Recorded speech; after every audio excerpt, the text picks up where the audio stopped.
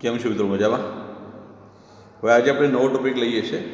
એ ટોપિકનું નામ છે બજાર પ્રક્રિયાના કાર્યો છે મિત્રો. બરાબર, બજાર પ્રક્રિયાના કાર્યો, ફંક્શન ઓફ માર્કેટિંગ પ્રોસેસ. હવે બજાર પ્રક્રિયાના કાર્યો મતલબ બજાર પ્રક્રિયામાં કયા કયા કાર્યો આપણે કરવામાં આવે છે, બરાબર, એની વાત આપણે ચર્ચા કરીએ છીએ. બરાબર. હવે એની અંદર સૌથી પહેલું કાર્ય કયું છે મિત્રો? તો કે એની અંદર સૌથી પહેલું કાર્ય છે ને એ બજાર સંશોધન, એટલે બજારીય સંશોધન છે. એટલે હવે આપણે જો કાર્યોની વાત કરીએ આપણે તો કુલ આપણે 15 કાર્યો ભણવાના છે મિત્રો.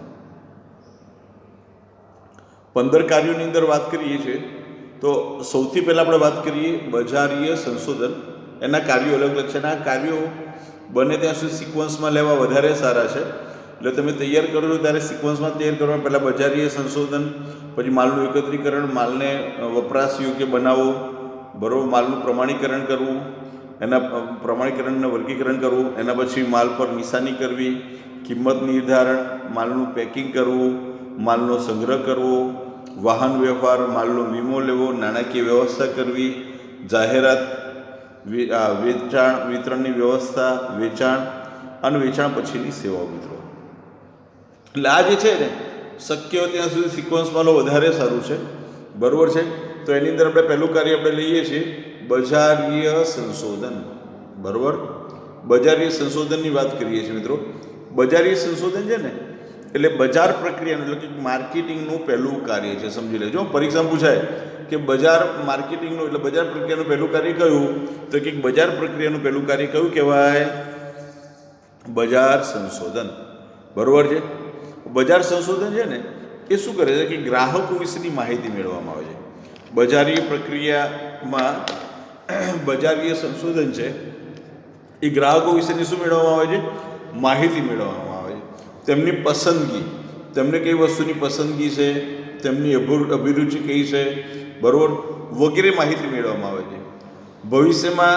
ભવિષ્યની માંગની અપેક્ષાએ મોટા પાયા પર શું કરવામાં આવે છે? ઉત્પાદન થતું હોય ત્યારે તેમના કેટલાક જોખમો રહેલા છે કે માલ વેચાશે કે નહીં વેચાય, ગ્રાહકો માલ પસંદ કરશે કે નહીં કરે, જોખમો દૂર કરવા ગ્રાહકો અંગે જાણકારી મેળવવી જરૂરી છે મિત્રો.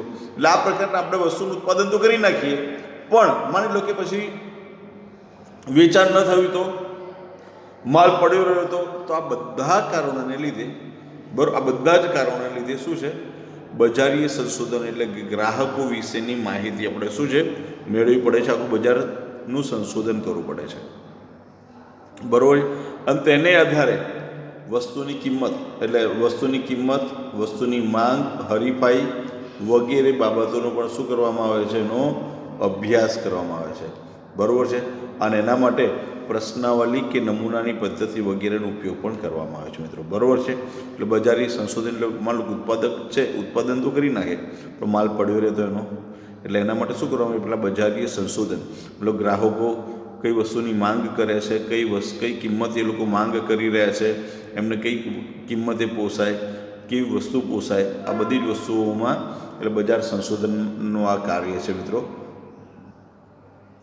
એના પછી વાત કરીએ છીએ માલનું એકત્રીકરણ કરવું. બરાબર છે. માલનું એકત્રીકરણ કરવું. માલનું એકત્રીકરણ એટલે જો માલ જે છે ને એ કોઈ એક જ જગ્યાએ ઉત્પાદિત થતો હોય અથવા ન પણ થતો હોય, તો ઘણી વખત છે ને જુદી જુદી જગ્યાએ માલ ઉત્પાદિત થતો હોય, તો આવા સંજોગોમાં મધ્યસ્થ સ્થળે એકઠો કરવામાં આવે. આ બધો માલ શું કરવામાં આવે છે? કોઈ એક જગ્યાએ એકઠો કરવામાં આવે, જેને માલનું એકત્રીકરણ કહેવામાં આવે છે.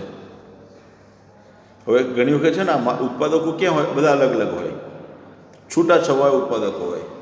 વસ્તુનું ઉત્પાદન મોસમી હોય, નાના પાયા પર થતું હોય, તો એવા સંજોગોમાં ઉત્પાદિત થયેલો માલ કોઈ એક જગ્યાએ શું કરવામાં આવે છે?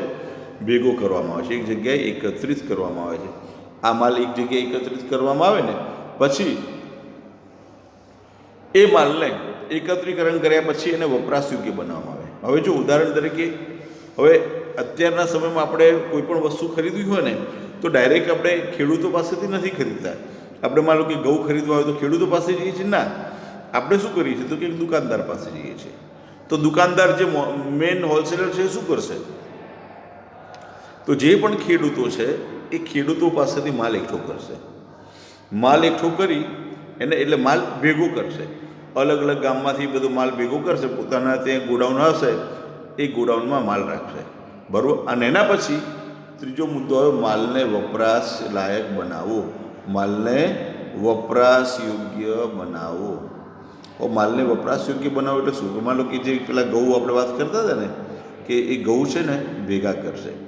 ભેગા કર્યા પછી એના સોર્ટિંગ કરશે, ક્લિનિંગ કરશે, એટલે એની ઉપર જરૂરી પ્રક્રિયા કરશે. બરોબર. હવે એની ઉપર જરૂરી પ્રક્રિયા કરી અને ગ્રાહકને એ માલ વપરાશ યોગ્ય થાય એ પ્રકાર માલ બનાવવામાં આવે. બરોબર છે. એટલે માલ ઉપર શું કરવામાં આવે? જરૂરી પ્રક્રિયા કરવામાં આવે. એટલે કાચા માલનો સંગ્રહ સ્થાને જ એની પ્રક્રિયા કરવામાં આવે છે. માલ વપરાશ યોગ્ય બનાવતા તેની બજાર કિંમત વધતી જાય છે. બજાર પ્રક્રિયામાં જરૂરી એવા અનાજની સાફસૂફી, ફળો વગેરે પકાવવામાં વગેરે બાબતોને અમારે ધ્યાનમાં લેવામાં આવે છે. ટૂંકમાં માલને વપરાશ યોગ્ય બનાવવાના પ્રયત્નો કરવામાં આવે છે. માલને વપરાશ યોગ્ય બનાવ્યા પછી શું? તો કે માલને વપરાશ યોગ્ય બનાવ્યા પછી મિત્રો છે ને એનું શું કરવામાં આવે? માલનું પ્રમાણીકરણ કરવામાં આવે. શું કરવામાં? માલનું પ્રમાણીકરણ અને વર્ગીકરણ. હવે માલનું પ્રમાણીકરણ એવી પ્રક્રિયા છે જેમાં માલ કેવો હોવો જોઈએ તેના ધારાધોરણ નક્કી કરવામાં આવે છે. ધારાધોરણમાં શું નક્કી કરવામાં આવે? તેનું કદ, રંગ, રૂપ, ગંધ, સ્વાદ, પોષક તત્વો વગેરે માટે હોઈ શકે. બરાબર છે. અને ઘણી વખત સરકારી પ્રમાણીકરણ હોય તે પણ જરૂરી બને છે. માનો કે કોઈ સરકારના ISIનું માળખું લગાવવાનું હોય કે એવું કંઈ બી હોય, તે માલનું પ્રમાણીકરણ કરવામાં આવે છે. અને પ્રમાણીકરણ કરીએ અને એનું વર્ગીકરણ થાય. પ્રમાણીકરણ કર્યા પછી શું? વર્ગીકરણ કેવી રીતે? તો એની ગુણવત્તાને આધારે અલગ અલગ એનું વર્ગીકરણ કરવામાં આવે છે. ગુણવત્તાને આધારે એનું વર્ગીકરણ થાય મિત્રો. બરાબર છે. હવે ગુણવત્તાને આધારે વર્ગીકરણ થાય પછી એ ગુણવત્તાને આધારે જ વસ્તુની શું થાય? કિંમત નક્કી કરવામાં આવે છે. એટલે જે ગ્રાહક જે ગુણવત્તાવાળો માલ પસંદ કરે છે તો એ ગ્રાહક પાસેથી એ પ્રકારની કિંમત વસૂલ કરી શકાય છે. આના વર્ગીકરણ અને પ્રમાણીકરણથી શું થાય ખબર છે? ગુણવત્તા ઉપર શું થાય ખબર છે મિત્રો? વર્ગીકરણ પ્રમાણીકરણથી ગુણવત્તા ઉપર બરાબર ગ્રાહકને વિશ્વાસ બેસે છે કે ના ભાઈ આ ક્વોલિટી સારી ક્વોલિટીવાળો, સારી ગુણવત્તાવાળો માલ હશે એવો એક વિશ્વાસ બેસે છે. બરાબર. અને ભારતની અંદર જો આ તમારો બહુ મહત્ત્વનો છે, એક મારનો પ્રશ્ન પૂછાય છે. બરાબર છે. કયો પ્રશ્ન? તો કે જો ભારતમાં ખેત પેદાશનું વર્ગીકરણ કેન્દ્ર સરકારનું બજાર ખાતું કરે છે. યાદ રાખજો, ભારતમાં ખેત પેદાશનું વર્ગીકરણ કોણ કરે છે? તો કે કેન્દ્ર સરકારનું બજાર ખાતું કરે છે.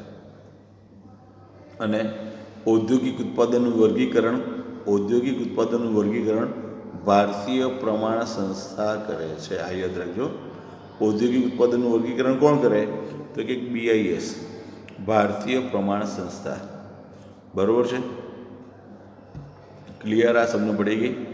આ એક મારનો પ્રશ્ન છે, એ મેં તમને હાલ ચર્ચા કરી. એના પછી વાત કરીએ છીએ માલ પર નિશાની કરવી. બરાબર. આ કોમન છે, તમને બી ખ્યાલ છે. માલ પર નિશાની કરવી એટલે માલ પર નિશાની કરવી એટલે શું હોય મિત્રો? કે આપણો માલ આપણા હરીફાઈથી અલગ પડે. આપણો હેતુ જ હોય છે, આપણો જે માલ છે ને, આપણો હરીફાઈથી માલ કેવો પડે? અલગ પડે. એટલે કે જો નિશાની કરવી ઉત્પાદકના માલને હરીફોના માલથી અલગ પાડે છે. બરાબર છે. નિશાની એ માલ ઉપર મૂકવામાં આવેલી વિશિષ્ટ છાપ છે અને આ છાપને આધારે ગ્રાહકો એ માલને ઓળખે છે. બરાબર. એટલે જો કોલગેટ છે, એક માલ પર નિશાની લખેલું હોય, આપણે ક્યાંય બી જે ટૂથપેસ્ટ કંઈ બી કોલગેટ આપો ને તો ગ્રાહકના મનમાં છે ને એક છાપ ઊભી કરી નાખે. હવે એના માટે છે ને ઘણા બધા લોકો ભળતા નામવાળા બી એનું ઉત્પાદન કરે. કોલગેટની જગ્યાએ કોલ્ડેજ લખી નાખે. આપણને વંચાય કોલગેટ જેવું જ વંચાય કે હા એવું જ લખ્યું છે, આખું પૂરું વાંચે જ નહીં. પછી ઘરે જઈને શાંતિ બેઠો ત્યારે ખબર પડે ભાઈ આ તો કોલગેટ નથી, અથવા તો આપણે ટેસ્ટ કરી ત્યારે ખબર પડે કે ભાઈ અત્યારે ભૂલથી બીજી ટૂથપેસ્ટ આવી ગઈ છે. તો આવું ઘણી વખત બનતું હોય છે મિત્રો, બરાબર છે. એટલે એના માટે નિશાની કરેલ માલ છે એટલે આપણને ખબર પડે કે આ પેકિંગ ખોટું આવી ગયું છે. પછી ખબર પડે આ કોલગેટની જગ્યાએ કોલ્ડેજ આવી ગઈ છે, બરાબર. એટલે એ ધ્યાન રાખીને જોવું પડે. એટલે નિશાની કરેલ માલ ગ્રાહકોમાં પેદાશની ગુણવત્તાની ખાતરી આપે છે. હવે ઉત્પાદક પોતાના માલને નામ આપે છે, જેને બ્રાન્ડ કહેવામાં આવે છે. બ્રાન્ડમાં કોઈ પણ નામ, નિશાની, નંબર, ઉત્પાદકનું નામ કે ચિત્ર લઈ શકાય છે, બરાબર. ઉત્પાદકનું શું, એનું ચિત્ર પણ ધ્યાનમાં લઈ શકાય છે, બરાબર. ક્લિયર, સમજ પડી? હા. એના પછી છે કિંમત નિર્ધારણ. શું આવ્યું એના પછી? કિંમત નિર્ધારણ.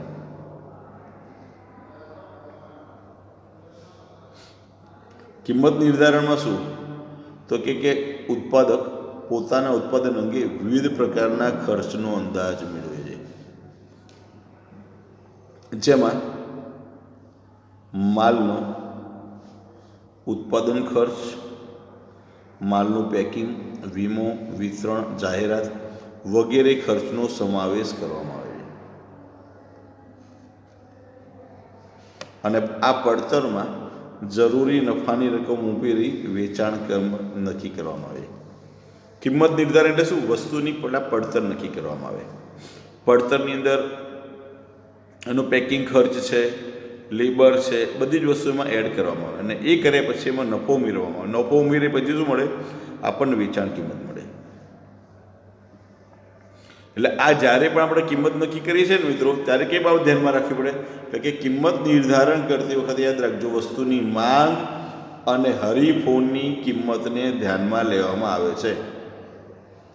પેકિંગ પહેલાં કિંમત નિર્ધારણ એટલા માટે જરૂરી છે કે કાયદા અનુસાર વસ્તુના પેકિંગ પર કિંમત છાપવી ફરજિયાત છે.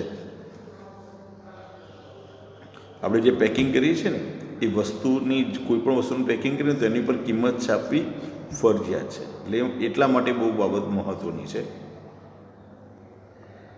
એના પછી છે માલનું પેકિંગ.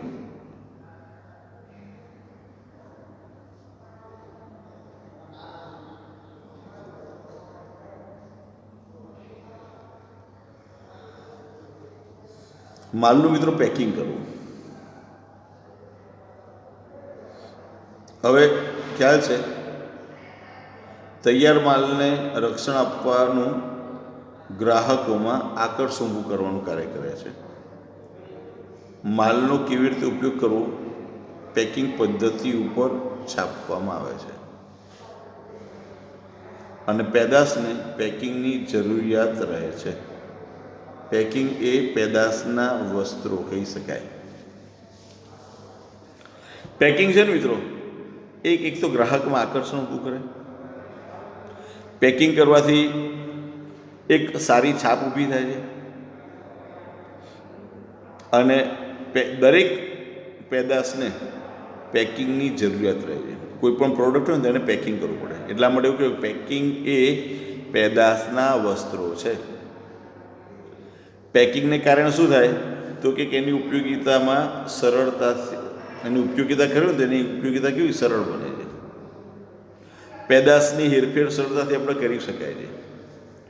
અને પેકિંગને કારણે માલની ગુણવત્તા અને ગુણધર્મ સચવાઈ રહે છે. પેકિંગ કર્યું તો એમાં ભેળસેળ થવાની શક્યતા ખૂબ જ ઓછી થઈ જાય. બરાબર. માન લો કે અત્યારે તમને ખબર આપણે કિલોના ટીન પણ માર્કેટમાં મળતા જાય છે તેલના, બરાબર. તે પેકિંગ કર્યું તો વધારે સારું. તો પછી કિલો તેલ કેમ વેચવા જવાના હતા? બરાબર. આ પેકિંગ કેવા હોય તો કે પેકિંગ છે ને જુદા જુદા પ્રકારના હોય છે. કેવી રીતે તો કે કાગળનું હોય, પ્લાસ્ટિકના જાર, ટીન, ડબ્બા, કાચની બરણીઓ વગેરે પ્રકારનું હોય છે. ખ્યાલ આવ્યો તમને? ઓકે, સરસ. ચલો હવે એના પછી વાત કરીએ છીએ આગળ આપણે. 8મો પોઈન્ટ આવે એનો કયો તો કે માલનો સંગ્રહ કરવો.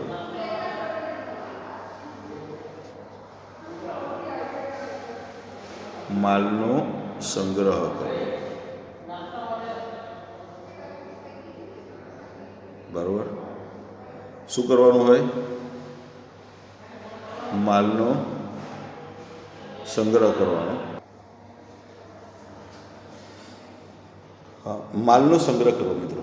હવે માલનો સંગ્રહ કરવો છે ને, હવે કોઈ પણ માલ હોય તો ગ્રાહકની જરૂરિયાત પ્રમાણે પેદાશ બજારમાં મૂકવી પડે.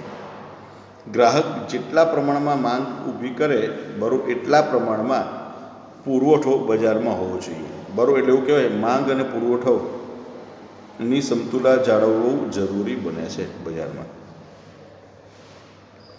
બરાબર. એનું કારણ શું કે ઉત્પાદન હંમેશા ભવિષ્યની માંગને આધારે કરવામાં આવે. ભવિષ્યમાં કેટલી માંગ છે એને આધારે ઉત્પાદન કરવામાં આવે. બરાબર છે. એટલે એટલા માટે છે ને માલનો સંગ્રહ કરવો અતિ આવશ્યક બની ગયો છે. હવે માલના સંગ્રહ કાર્યની અંદર છે ને માલની ગુણવત્તા જળવાઈ રહે ને એ માટેના પણ પ્રયત્નો કરવામાં આવે. બરાબર. એટલે માલ સંગ્રહના કાર્યને કારણે માલની હેરફેર સરળ બને છે અને માલની પ્રાપ્યતા પણ બજારમાં જળવાઈ રહે છે મિત્રો. માલની પ્રાપ્યતા હોય ને એ પણ બજારમાં જળવાઈ રહે ને એ માટે આપણે શું કરવામાં આવે છે? એના પ્રયત્નો કરવામાં આવે છે કે જેથી કરીને આપણે જે માલ છે એ પ્રાપ્યતા જળવાઈ રહે, એની ખોટી વધારે કોઈ કિંમત ન આવે. બરાબર છે. એટલે એના કાળા બજાર ન થાય એ બાબત પણ આપણે ધ્યાનમાં રાખવી પડે છે. એના પછી વાત કરીએ છીએ વાહન વ્યવહાર મિત્રો. વાહન વ્યવહાર ઓકે. હા, હવે છે ને વાહન વ્યવહાર આમાં ક્યાં જરૂરી છે? તો કે કાચા માલનો સંગ્રહ કર્યા પછી માલની હેરફેર કરવી પડે. તો માલની હેરફેર કરવા માટે શું જોઈએ? ખબર? વાહન વ્યવહાર જોઈએ. એટલે કાચા માલનો પુરવઠો નિયમિત મળી રહે,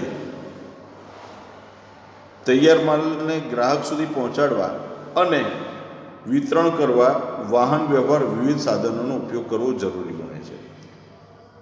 માલની હેરફેર જમીન માર્ગે, રેલવે માર્ગે, જળ માર્ગે અને હવાઈ માર્ગે કરવામાં આવે છે મિત્રો. દાખલા તરીકે કારનું ઉત્પાદક કંપની મોટા કન્ટેનરમાં કારને એક જગ્યાએથી બીજી જગ્યાએ હેરફેર કરે છે મિત્રો. કાર છે ને, કારને એક આખા કન્ટેનરમાં ભરવામાં આવે છે અને એને એક જગ્યાએથી બીજી જગ્યાએ શું કરવામાં આવે છે? એની હેરફેર કરવામાં આવે છે. ઓકે. હા, એના પછી વાત કરીએ છીએ માલનો વીમો લેવો. એ તો મિત્રો આપણને ખબર છે કે આપણે કોઈ પણ જગ્યાએ આપણે માલની હેરફેર કરીએ છીએ ને ત્યારે માલનો વીમો લેવો ફરજિયાત અત્યારના સમયમાં ફરજિયાત થઈ ગયું છે. કારણ શું છે? તો કે માલની હેરફેર દરમિયાન કે માલનો સંગ્રહ કરીએ છીએ ને ત્યારે અનેક પ્રકારના જોખમો હોય. ચોરી થવાનું જોખમ હોય, લૂંટફાટ થાય, હુલ્લડ થાય. બરાબર. જહાજો તો જહાજ ડૂબી જવાના કે ક્રેશ થવાની અનેક પ્રકારના જોખમો રહેલા છે. બરાબર. હવે એની અંદર શું છે? વિતરકનું પણ જોખમ રહેલું છે. એના માટે માલનો વીમો લેવો પડે.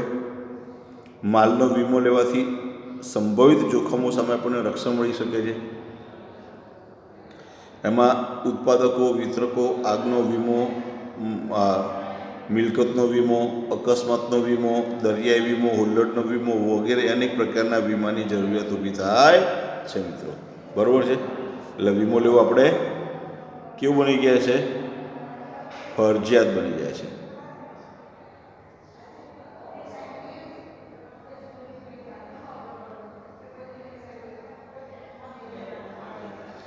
એના પછી વાત કરીએ છીએ નાણાંની વ્યવસ્થા. બરાબર.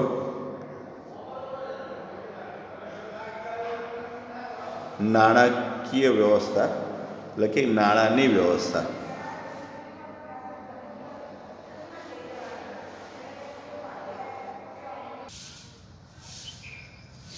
હા મિત્રો, હવે આપણે નાણાકીય વ્યવસ્થાની વાત કરીએ. હજુ બજારી સંચાલનમાં છે ને બધા જ કાર્યો માટે સૌથી મહત્ત્વની વસ્તુ શું છે ખબર મિત્રો? મૂડી. બરાબર. મૂડી જરૂરી છે. મૂડી એટલે નાણાકીય વ્યવસ્થા. એટલે નાણાકીય વ્યવસ્થા એટલે મૂડીની વ્યવસ્થા કરવી પડે. જો મૂડી ન હોય ને બરાબર તો આપણે ધંધો આગળ વધારી શકીએ નહીં. એટલે એના માટે નાણાકીય આયોજન કરવું પડે. બરાબર. એટલે ક્યાંથી કેટલા પ્રમાણમાં રૂપિયા લાવવા, આ રૂપિયા કેટલા વર્ષ માટે જોઈશે, કેટલા મહિના માટે જોઈશે, આવી રીતે આખું નાણાંનું આયોજન કરવું પડે, બરાબર. એટલે નાણાંનું આયોજન એટલે નાણાંની વ્યવસ્થા કરવી પડે. ઘણી વખત કેવું બનતું હોય મિત્રો કે આપણે મોસમી ખરીદી કરતા હોઈએ ને, તો મોસમી ખરીદી કરતી વખતે આપણે નાણાંની જરૂરિયાત વધારે રહે. દાખલા તરીકે માનો કે આપણે સુગર ફેક્ટરી હોય, તો સુગર ફેક્ટરી માટે રો મટીરિયલ શું કહેવાય? સુગર કેન કહેવાય, એટલે શેરડી રો મટીરિયલ કહેવાય. તો શેરડી માટે આપણે શું કરવું પડે? એ તો તમને બી ખ્યાલ છે કે શેરડી 12 માસ ના મળે, અમુક જ સમયગાળા દરમિયાન મળે. તો એ સમયગાળા દરમિયાન આપણે એ શેરડી શું કરવી પડે? રાખી મૂકવી પડે, બરાબર. એટલે એનો સ્ટોક કરી રાખવો પડે. જ્યારે સ્ટોક કરી રાખવો પડે એટલે સ્વાભાવિકપણે મૂડીની વધારે જરૂર પડે. તો આવા સંજોગોની અંદર આપણે એ પ્રકારની પણ આપણે શું કરવી પડે? એની વ્યવસ્થા કરવી પડે, બરાબર છે. એટલે નાણાંની જરૂરિયાતની અગાઉથી આપણે એની વ્યવસ્થા કરવી પડે છે મિત્રો, બરાબર.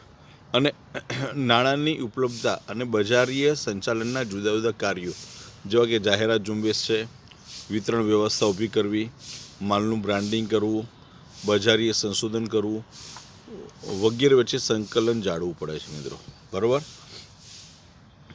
એના પછીના ટોપિકની વાત કરીએ. નાણાકીય વ્યવસ્થા પછી છે આપણે જાહેરાત.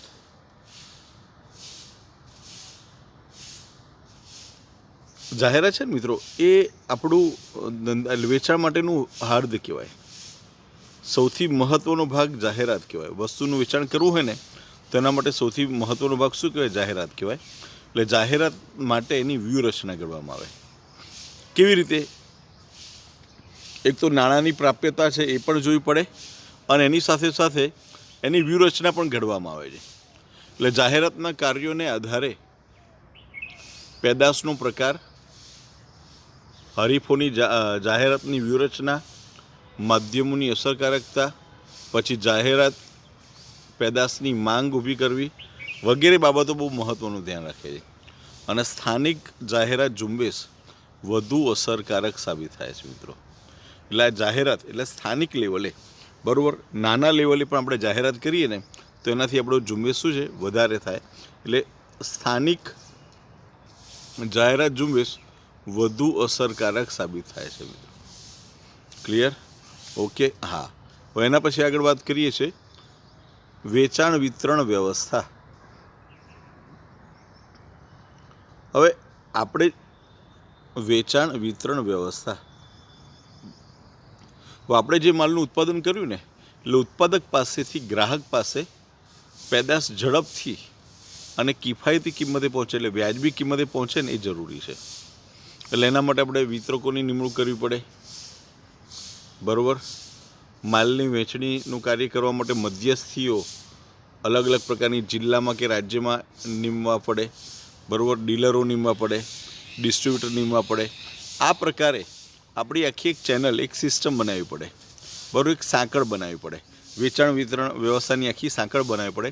અને એ સાંકળને આધારે આપણે વેચાણ વિતરણ આખી વ્યવસ્થા ઊભી કરીએ છીએ.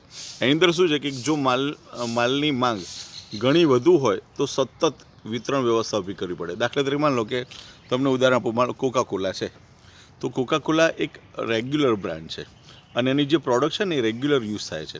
તો એવા સંજોગોની અંદર એને સતત વિતરણ વ્યવસ્થા ઊભી કરવી પડે. પછી અમૂલ કંપની છે તો એનો આઈસ્ક્રીમ છે, એનું દૂધ છે, આઈસ્ક્રીમ કરતાં દૂધ, તો દૂધનું વપરાશ નિયમિતપણે થાય છે, રોજે રોજ થાય છે. એટલે એની વિતરણ વ્યવસ્થાને અલગ રીતે અને સારી રીતે કરવી પડે, જેથી કરીને નિયમિતપણે માલનો જથ્થો હંમેશા મળ્યા કરતો હોય. તો એના માટે મધ્યસ્થીઓ દ્વારા વિતરણમાં જથ્થાબંધ વેપારી, છૂટક વેપારીઓ વગેરે માલનો શું કરવો પડે? સમયસર મળી રહે એ પ્રકારની આખી વ્યવસ્થા ઊભી કરવી પડે છે, બરાબર છે. એના પછી છે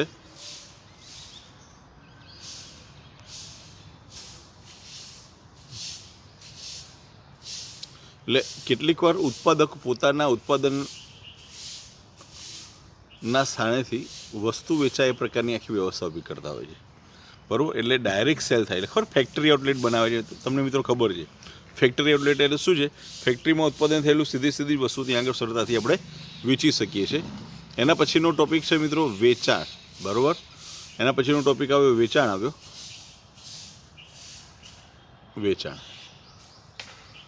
હવે બજાર એ બજારીય સંચાલનમાં વિનિમય પ્રક્રિયા છે, માલના ગ્રાહકને સોંપવામાં વેચાણના નાણાં સરળતાથી મળી રહે એ પ્રકારની આખી વ્યવસ્થા કરવી પડે અને એના માટે આખી મધ્યસ્થીઓની ભૂમિકા ભજવતી એક આખું અલગ વ્યવસ્થા ઊભી કરવામાં આવે છે અને આ વ્યવસ્થા એકદમ સરળ હોય છે.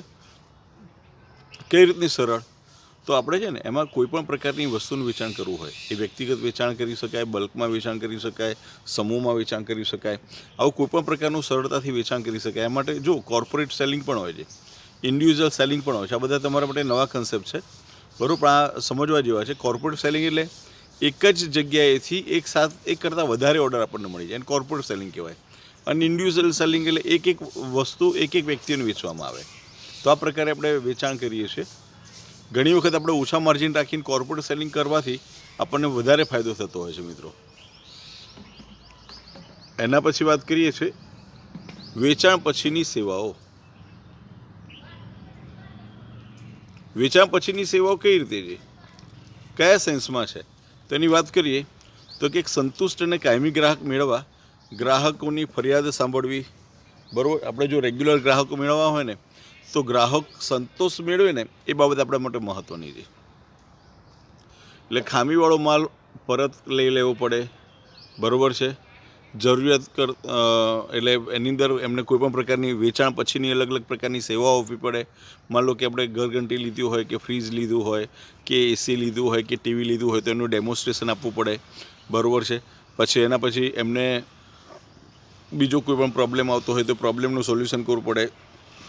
એમના મનમાં કંઈક પ્રશ્નો ઉદ્ભવતા હોય તો પ્રશ્નોનું પણ સોલ્યુશન લાવવું પડે, બરાબર. એટલે આમ ઉત્પાદકે વેચાણ પછીની સેવાઓનું પણ નેટવર્ક શું કરવું પડે છે મિત્રો? ઊભું કરવું પડે છે. તો મિત્રો અહીંયા આગળ આખો બજાર પ્રક્રિયા, બરાબર છે, બજાર પ્રક્રિયાના કાર્યોની આખી સમજૂતી અહીંયા આગળ પૂરી કરી છે. તો આ ટૉપિક અહીંયા આગળ છે. આ ટૉપિક આખું તમારે તૈયાર કરવાનો છે અને આ ટૉપિક તમારે લખવાનો પણ છે, બરાબર.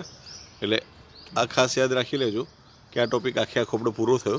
તો એના પછી આપણે તફાવત લઈશું આના પછીના લેક્ચરમાં, બરાબર છે.